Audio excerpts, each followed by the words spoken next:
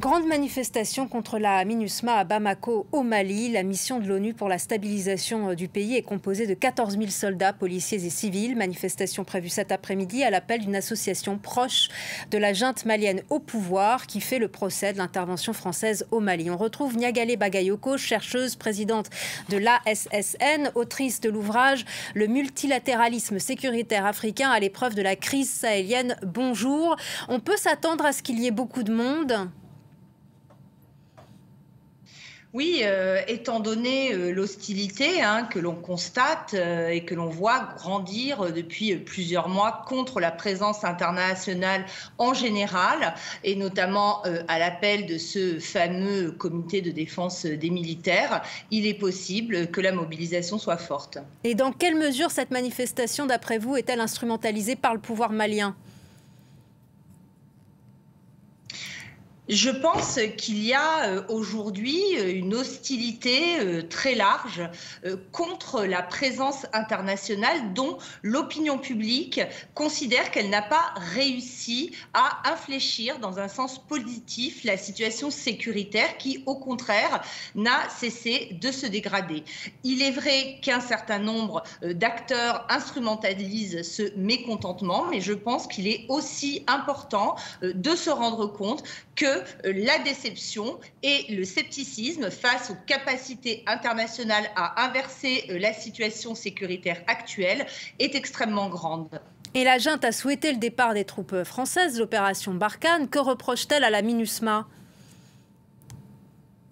Alors, il y a un discours qu'il est très difficile de lire et interpréter dans la mesure où il y a eu à la fois des accusations d'espionnage formulées contre la MINUSMA, mais par ailleurs des assurances, notamment du Premier ministre, devant le Conseil national de transition, indiquant que le maintien de la MINUSMA dans le pays était souhaité par les autorités. Donc aujourd'hui, il n'est pas évident de savoir ce que cherchent exactement les autorités maliennes.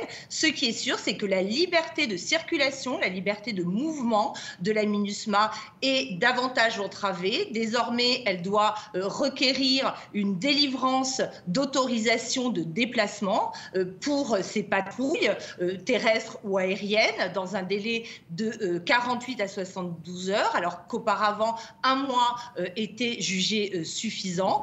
Et elle s'est également vue refuser l'accès de sa division des droits de l'homme et de la protection sur les sites de Moura, d'Ombori et de Gossi, où des allégations de violation de droits de l'homme ont été avancées. Donc son action est entravée, mais est-ce que son départ n'aggraverait pas un peu plus la situation sur le plan sécuritaire ?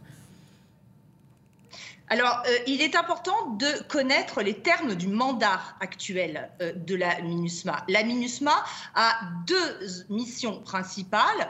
D'une part, l'accompagnement de la mise en œuvre de l'accord pour la paix et la réconciliation au Mali de 2015, et d'autre part, la facilitation de la protection des civils dans le centre par les autorités maliennes, qui restent considérées comme une prérogative nationale avant tout. On s'aperçoit que sur ces deux volets, le bilan de la MINUSMA est assez mitigé. La mise en œuvre de l'accord pour la paix et la réconciliation au Mali peut être considérée comme étant quasiment à l'arrêt, et il y a eu un très grand nombre d'exactions contre les civils, notamment dans le centre. Ce qui est certain, c'est que le retrait acté désormais de la force française Barkhane va constituer un obstacle supplémentaire pour l'efficacité de la mission, puisque la force Barkhane pourvoyait notamment au ravitaillement en carburant, au soutien logistique, mais également aux évacuations médicales, et pouvait intervenir en cas d'attaque ou de menace grave et imminente, ce qui ne sera plus le cas. Dans le procès, par ailleurs, fait par la junte malienne à la France, il y a aussi cette convocation par la justice malienne du ministre des Affaires étrangères, Jean-Yves Le Drian, accusé avec son fils de conflit d'intérêts. Qu'en est-il et comment cette affaire est perçue par la population malienne ?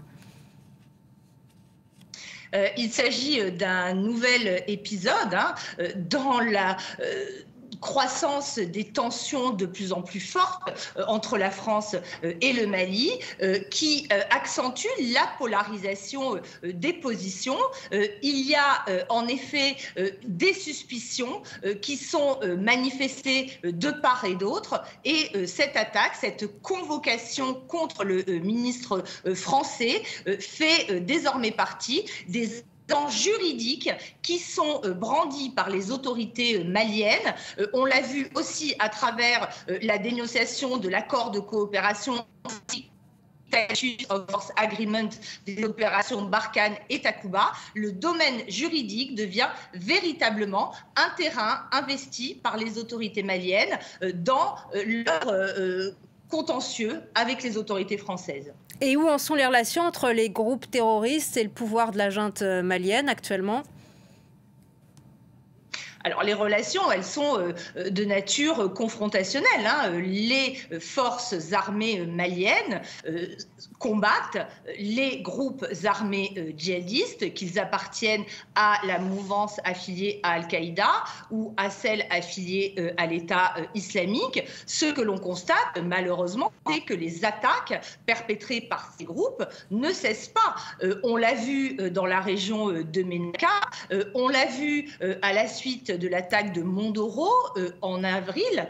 Ces forces djihadistes restent extrêmement à la fois puissantes sur le terrain et ont démontré leur capacité à s'implanter localement tout en étendant également leur emprise à l'extérieur du pays.